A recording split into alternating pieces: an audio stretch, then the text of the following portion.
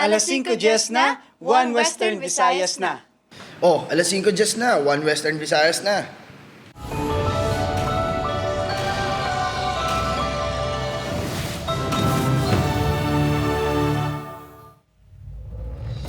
Mga balitang atong tutukan subong nga Webes, bangod sa padayon nga pagbiyahe sa mga kolorom nga jeep, Transport Cooperative nagaplano mag-untat biyahe. Pila ka mga kooperatiba sa modernized PUJ sa Panay plano magpatigayon sa transport holiday.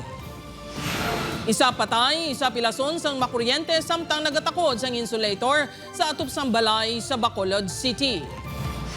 Bangkay isang lalaki na sapuan sa creek sa barangay Sooca, Arevalo. Biktima may pilas sa ulo. Mangungumaging tiro patay sa Binalbagan. Kabulig sini sa uma, pilason. Kag pagsugod sang Ramadan, ginaobserbar sang Muslim community sa Iloilo, kag Bacolod City.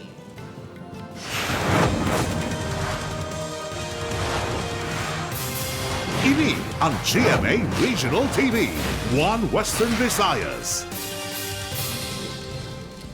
Mga kapuso, bago lang nagsulod nga impormasyon, isa ka explosive eruption ang nagluntad subong nga hapon sa Mount Canlaon. Ang dugang nga detalye, bantayan sa dili gid lamang madugay.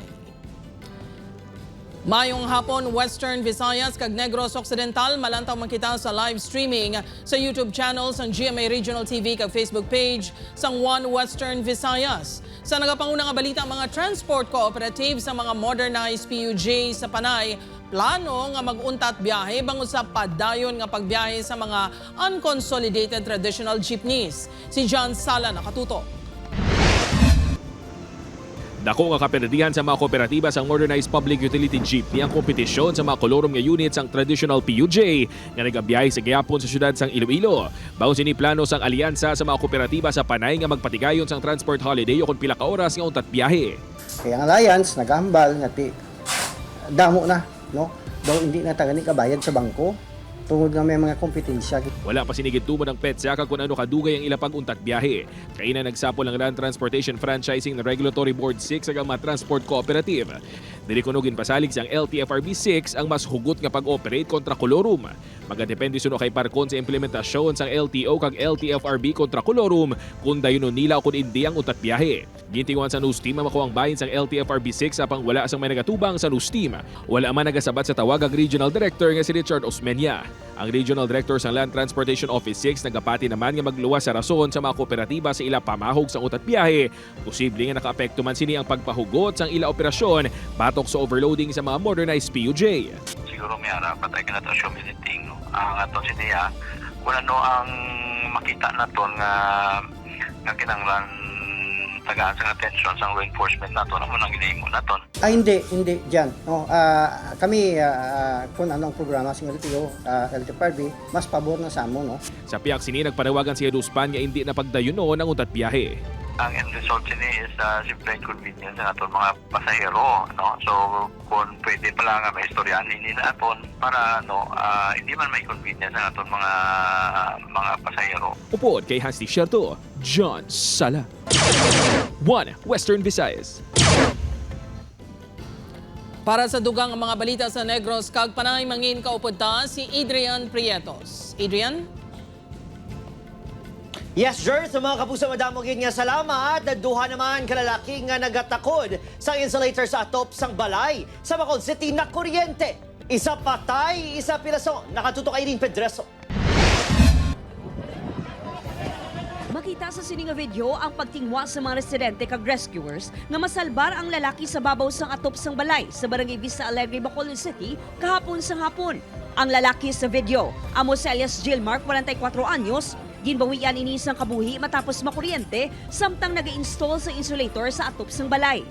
Gindala pa ini sa ospital, apang gindeklarar nga dead on arrival.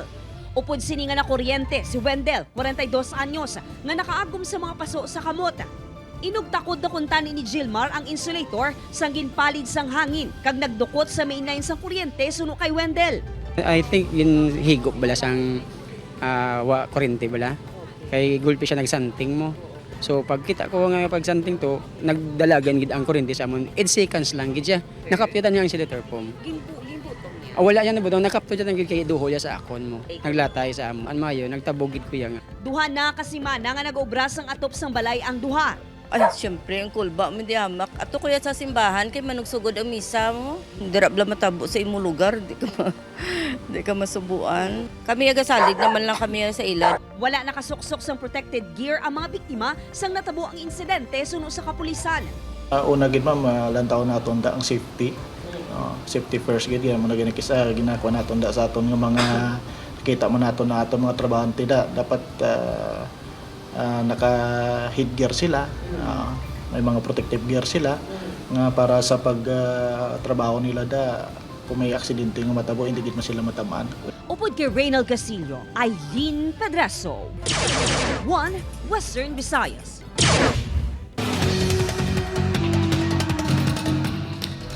Bangkay sang lalaki na sapuan sa creek sa Arevalo, Iloilo City. Lalaki nakitaan sang pilas sa ulo. Ini ang gintutukan ni Kim Salinas, live sa Barangay Sook, Arevalo. Kim?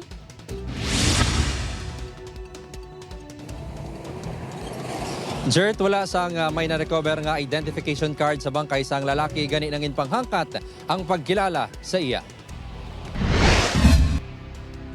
Nagakulob sang nasapuan sa creek sang Barangay Sook, Arevalo ang bangkay sang isa ka lalaki pasado alas 7 kay nasangaga. Sa investigasyon sang kapulisan, nagapanguwa sang Limango ang unang nakakita sa bangkay. May nagatungtong nga duwag itom nga t-shirt sa likod, naka-blue nga shorts, kag may silver nga relo sa nawala nga kamot sang lalaki. Nakitaan ang lalaki sa pila sa ulo. May dugo manini sa guya. May nakita nga kahoy nga may dugo pila ka metro sang distansya sa bangkay. Padayon pa ginatumod sa kapulisan kung ang lalaki ang ginlampusan. Ipaidalom ang bangkay sa autopsy. Bangkay para atis mabala naton nga kung ano gidang gitunahan sang nga kamatayon. May mga lagob siya sa tubang ag sa likod. Na-recover sa bangkay ang 350 pesos kag kondom. Wala pa gid ini makilalan.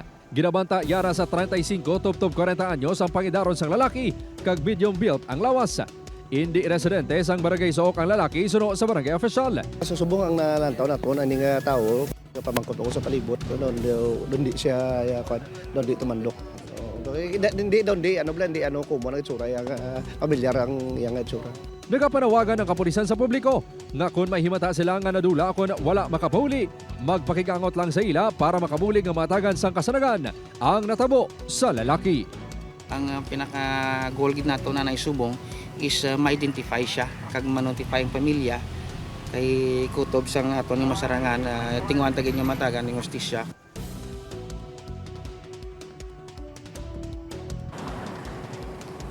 Jert, subong nga hapon, nagpadulog diri ang pagkilala himata sang biktima kon sang lalaki kag positibo ini nga ginkilala kay Aurelio Diaz Jr., 39 anyos, kag tumandok sang Barangay Pangilihan, Haniway, Iloilo. Duwa na ini ka tuig nga nagapuyo sa Barangay Maliaw, Pavia, upod sa iya hinablos kag sa iya man nga utod. Las 7 kuno sa gabi sang ini ang naghalin sa ilang puluyan apang wala gintuad kundiin ini padulong kag sino ang iyang tabuon. Pagpati sang pamilya nga kilala sang biktima ang iyang ginatabo kag palaligban pa sa karon kundiin ang motorsiklo, cellphone kag iban pa nga kagamitan nga dala sang biktima sang ini ang naghalin sa ila puluyan. Jert? Madamo nga salamat sa detalye, Kim Salinas. Sa Negros Occidental naman, mangunguma patay kag kamulig sinipilason matapos ginpang tiro sa Banwasang Binalbagan. Krimen ginako sa New People's Army. Samtang sa Kabangkalan City, lalaki patay sang gintiro sa nakabais sa Ilimnan. Yaring balita. Asod-asod nga lupok ang nabatian sa mga residente sang Sitio Sulbod, Barangay Santol, Binalbagan, Negros Occidental, hapon sang Pebrero 17. Patay sa pagpangtiro ng negosyante kag mangunguma nga si Ray Nortiana, 48 anyos nga nakaagum sang patal nga pila sa ulo. Nasamara naman sa paang kabulig nga si alias Ray, 25 anyos, nga padayon niya ginabulong sa ospital. During that time, sir, nagpakarga to ang aton nga biktima, sir, sa itubo. Pero po din yung mga tinahoy, pinali lang sir ng ginupok. Yung wali natin, sir, ma-identify, sir, kung sino ang nag-imo isang pagpaniro. Wala pa natumod kung pinaka-suspect ang naglutang sa mga biktima. Sa statement ni Cajunesio Magbuelas, nagpamaba sang Romeo Nanta Command sa New People's Army South Central Guerrilla Front, ginako sa rebelde nga grupo ang pagpatay sa biktima. Ginaligar sa grupo ng intelligence operative sa militar ang biktima. Wala pa sa bahayag ng militar sang ginpakigangutan sa news team. Nagangirigan sa koyo. Hindi na pag-itolerate ang mga sining buluaton sa PIG. Kung may ara sila na ibalas at nakikita sino ang nag-imo sila identify. Nagangirigan sa ilang ang operasyon. Sa Kabangkanan City, dead on the spot ang 33 anyos nga si Roy John Patiña matapos gidkiro-igo sa ulo sang sospek sa sulod sang isa ka ilimnan sa barangay Talubangi, Cagahon sa Pebrero 17. Nagbaysay ang biktima kang sospek na si alias Toto antes ang pagpangtiro base sa investigasyon sa kapulisan. Nagpalag yung sospek upod ang grupo sakay sa motorsiklo. Ina-prepare na naman ng mga papilis para file ang kaso. Wala man to sila sang ginawayan. Hinubog lang kita. Magtupad silang lamisa, nagsuya-suya. Adrian Prietos, One Western Visayas. Mga kapuso, paghugpong sang Muslim community kag pagpapag-on sang pagtuo kay Allah, sentro sang pag-obserbar sang Ramadan sa Iloilo City kag Bacolod City. Si John Sala nakatuto. Nagsugod na subong adlaw ang isa sa mga balaan nga tion sa relihiyon sang Islam, ang Ramadan. Magluwas sa pagpangamuyo sang 5 ka beses sa isa ka adlaw, nagapatigayon man sa pagpuasa o kon fasting halin alas 5 sa aga tugtub alas 6 ang gabi. Inanyayan namin kayo lahat na ito yung month of Ramadan, holy month of Ramadan is yung mga Muslim na hindi pa sila nagpa-fasting o kaya medyo nawiwik na yung pagsimba nila sa Allah. So, magbalik tayo sa Allah. Si Salahuddin, hubalin sang bata pa, gintudloan na sang importansya sang Ramadan, kag iban pa nga mga pillars sang Islam. Importante ito pa, abang bata pa sila ay nasanay na sila sa pagpupuasa or pagpa-fasting para hanggang sa paglaki nila is masanay ang kanilang katawan at malaman nila ang katuruan ng Allah, katuruan ng Islam. Sa Bacolod City, nagpatuman man sa pagpuasa bilang kabahin sang ila relihiyosong obligasyon ang mga miyembro sang Muslim community. Diri sa ila moske sa Barangay 30, ginpahanumdom sa mga Muslim ang importansya sang Ramadan bilang bulan sang paghinusol, disiplina kag pagpalapit sa Allah. Meron din tayong mga pag-aaral sa Islam, mga lectures, at iba't ibang uri ng mga activities na siyang nagiging dahilan para mas maging active ang mga kamusliman. Magatapos ang Ramadan sa Marso 18 kung 19, depende kung saan uliwat masiplatan ang crescent moon. Upod kay Hans T. Chateau, John Sala. One Western Visayas. Ini ang GMA Regional TV, One Western Visayas. Duta sa mga ati sa Boracay, ginpasiraduhan sa napakilala claimant. Pagpasirado illegal, suno sa legal counsel sang ati community. Si Kim Salinas nakatutok. Ginkakibot sa mga miyembro sang ati community sa Boracay sang hindi namagyan ang dalan pasulod sa ila 8,000 square meters nga duta sa Station 3, Barangay Manok-Manok, Malayaklan sang Lunes. Ang alagyan, ang ginbalabagan na sang nakalakapertahan. Nakapaskil diri ang Notice of Denial sa Department of Agrarian Reform. Nabaton man ini sa komunidad apang nag-file sila sang motion for reconsideration. Wala man sang may ginpakita nga notice to vacate kon writ of execution ang nagabantay nga security guard. Sabi nila ay inutusan daw sila ng boss nila na siyempre sarado na kasi daw ay panalo na sila. Paano mga kung magpanalo kayo ay wala palang finality itong pinakaso pa ito? Wala na sang may nagapuyo sa ruta sunod sa ating community. Apang may mga tanom sila nga importante sa ila adlaw-adlaw nga pagpangabuhi. Ginatun-an sa abogado sang ating community ang legal nga tikang kaangot sa insidente. Dapat sunod sa abogado nga sheriff kag indi security guard ang magapatuman sang desisyon. Na positive on our side, maayo ang among argumento, legal ang among argumento, nakabase sa layi. This is the highest form of discrimination. Wala gid nila girecognisar, wala nila narespeto ang diretso or rights of the ati sa Boracay. May kaangtanan sa mga kapatawag sa legislative inquiry ang sangguniang palalawigan sa Aklan agod usisaon ang insidente. Para yun pa, ginatinguan sang news team makawaan sa pahayag ang Department of Agrarian Reform 6 sigang claimant sang duta. Marso 2024 sang ginkudalan man ang duta sang ating community sa Barangay Manok-Manok sa Boracay. Ang duwa ka duta, ang lakip sa 5 ka mga propiedad nga ginhatag sang DAR sa ating community sa Boracay sa tion ni former President Rodrigo Duterte. Upod Kermel Porquia, Kim Salinas, 1 Western Visayas. Sa Negros Occidental, ipaidalom naman sa rehabilitasyon ng 24 ka contractual kag casual employees sang binalbangan LGU nga nagpositibo sa ginpatigayon nga surprise drug test sang tinalikdan ni semana. Una naging bahayag ni Mayor Emmanuel Aranda nga hindi napag-renew ang mga empleyado nga nagpositibo sa iligal nga droga. Apang sa pulon sa LGU, ang mga nagpositibo agad mahatagan sa nagkakaigo nga bulig sa pagbago. 400 sa contractual kag casual employees ang una nga ginpaidalom sa drug test. Sunod nga drug test ang mga regular nga empleyado sa LGU. Kakamdak po kami sir sang validation regarding sa mga nagpositive ko na nung possible nga obra namon sir. Okay. Para ma-rehabilitate.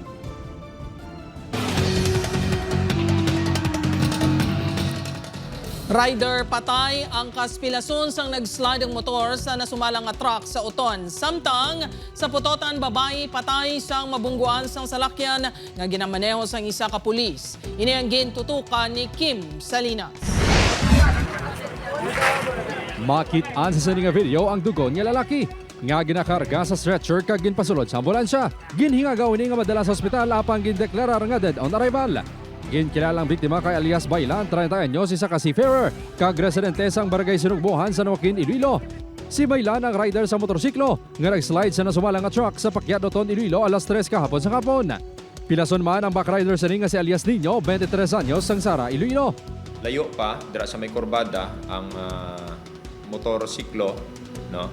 Muni natumba siya and halin diri sa iyang lane sa right side nag-slid siya or nag-skid siya pakadto dito sa left portion and nagwa gid dito sa kilid gid sang kalsada ang motor and nabilin sa may cemented portion sang kalsada ang driver kag ang backrider. Ginkusturya sa kapulisan ng driver sang truck na si alias Floyd, residente sang Barangay San Isidro Haro. Ginahulat pa ang desisyon sang pamilya sa mga biktima kung magapasaka sa reklamo. Ginbawian sang kabuhi sa ospital ang 58 anyos nga babae nga si alias Esther matapos mabungguan sang salakyan nga ginamaneho sang isa ka pulis sa Barangay Kahagik, Hikan, Putotan, Iloilo kahapon sa Kudto. Upod man sang pulis nga driver sa salakyan ang duwa pa ka pulis personnel. Halin ang mga inisaklan kang makadto sa Campo Delgado. Gulpiyada kuno nga nagtabok ang babae sa dalan sunod sa kapulisan. Ginkusturya ang driver sa police station apang ginpagwaman matapos nagkasugot sa compromise agreement ang magtimbang nga bahin. Ay manandang likawan tani kaso na side sumipit si ma'am. Okay. Ma-comply sang driver ang agreement. Pwede pa man gyapon ka file kaso ang family sang nabungguan. Upod kay Cirilo Renduque, Kim Salinas, 1 Western Visayas. Mabusog ginkompermar sang Bacolod City Police nga kinawatan ang motorsiklo ang gisakyan sang duha ka lalaki nga ginpangtiro sa bahin sang Gatuslao Street, Bacolod City sang tinalikdan nga February 12. May persona nga nagpadulong sa Police Station 2 nga nagpakilala nga tag-iya sa motorsiklo. Madumduman nga ginbawian sa kabuhi ang 18 anyos sa si Christian Sarsona. Pinasona upod sini nga si Jerry Gaang na una nga gibahayag sa kapulisan nga involbado sa iban pang kaso sang pagpangawat ang duha ka biktima. Claim niya gid nga iya ang motor ginbakal na ako no daw second owner ni siya. Pero wala man siya may mapakita nga document. So gin-advise na lang siya nga i-secure yan na. Manugbaligya sa ibahay aklan na biktima sang hindi lang isa kundi 3 ka peke nga 1,000 peso bills. Si John Sala nakatutok.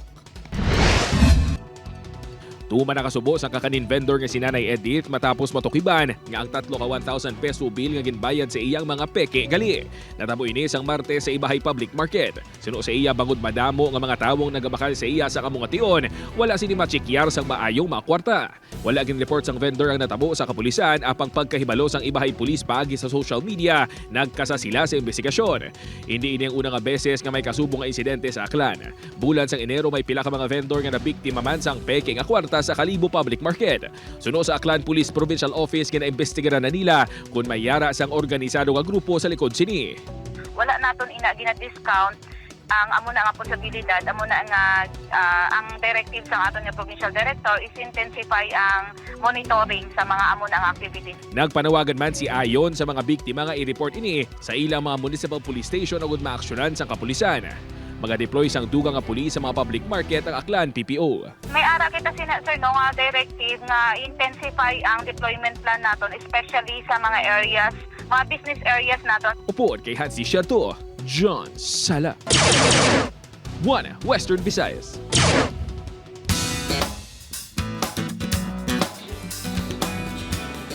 Exciting mga kapuso, yari na madapat bantayan sa Encantadia Chronicles Sangre, liwat na nga nagtingob ang 4 ka mag-uluton. Bastante na bala ini para ila maluto si Gargan. Bantayan ina 8:05 p.m. sa Jimmy Prime pagkatapos sang 24 oras. Samtang dalayo na bala nga traidoran si Joey sa mga tao nga iya ginasaligan. Bantayan ina sa Never Say Die 8:55 naman sa Jimmy Prime. Ini ang GMA Regional TV, 1 Western Visayas. Mga kapusugin, kilala ang GMA Network bilang TV Station of the Year sa 11th Platinum Stallion National Media Awards 2026 sa Trinity University of Asia. GMA Regional TV napilian man nga Best Regional TV Network of the Year. Nakatutok, Julius Bilacaol. Napilian nga TV Station of the Year ang GMA Network sa 11th Platinum Stallion National Media Awards 2026 sang Trinity University of Asia. Best Regional TV Network ang GMA Regional TV. Ang award ang ikasyam na nga sunod-sunod nga pagkilala nga nabaton sini. Ginkilala man ang pila ka kapuso programs kag personalities. Luzon, Visayas at Mindanao.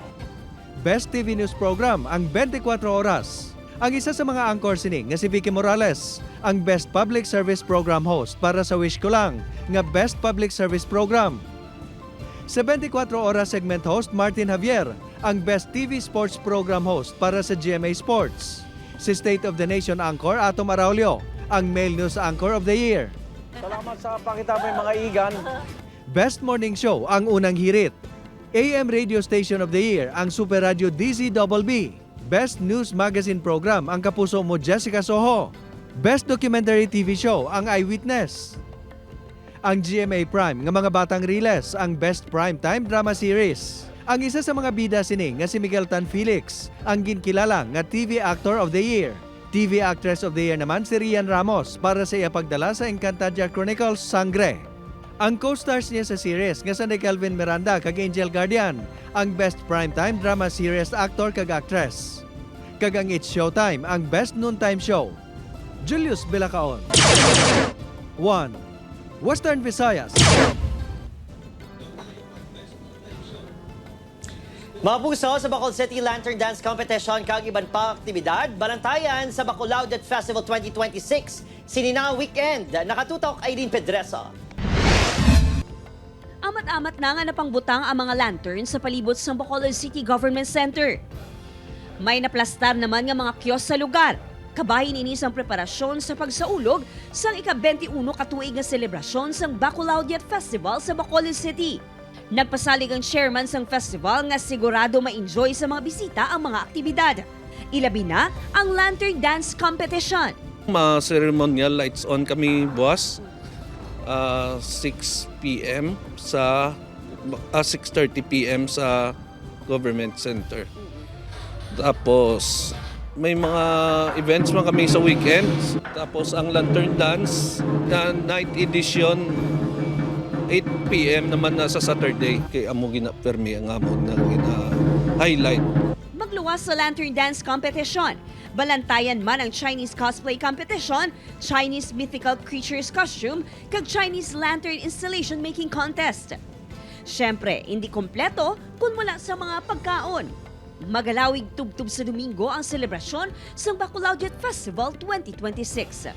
Gina-invite ko gid ang tanan nga Bacolod noon and also sa mga Negrosanon na magkadto kamo diri sa Bacolod Yacht Festival sa Buwas Sugod hasta sa Domingo. Upod kay Reynald Castillo, Aileen Pedraso. 1 Western Visayas. Mga kapuso, liwat na naman naglupok ang Mount Canlaon alas 4:39 sining hapon, Huwebes, February 19. Sunod sa PHIVOLCS, moderately explosive eruption ang nagluntad sa bulkan. Nagbugas ang aso nga may upod nga abo ang bulkan nga may kataason nga 2,000 meters. Sa karon padayon pa ang pagbugas ang bulkan base sa monitoring sang PHIVOLCS. Nagahulat pa kita sang dugang nga update angon sa epekto sang paglupok sa mga bulkan. Wala pa man sang may na-report nga ashfall kasunod sang paglupok sini. Wala pa man sang forced evacuation nga ginapatuman sa ini nga mga tinion ilabi na sa mga lugar nga malapit sa Canlaon.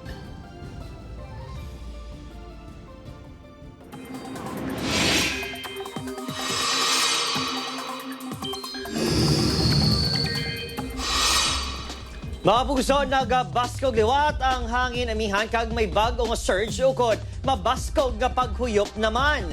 Kung ikumpara sa nagligad niya inadlaw, naglabot na pati sa Visayas. Sa pagbaskog sa amihan, magabalik liwat ang shear line. Posible man nga magapaulan ang localized thunderstorm. Sa datos naman sa Metro Weather, may chance ang lapta-lapta nga ulan sa Aklan, Capiz, Iloilo, kag iban pang bahin sa Negros Island Region.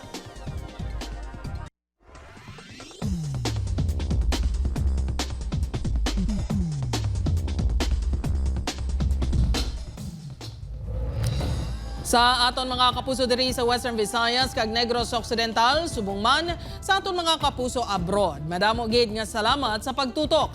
Magisa kita kag hibalon ng mga balita tungod local news matters. Ako si Gertrude Charlatan, ini ang 1 Western Visayas, bugos nga puwersa para sa mas dako nga misyon kag mas masangkad nga pagserbisyo sa pungsod.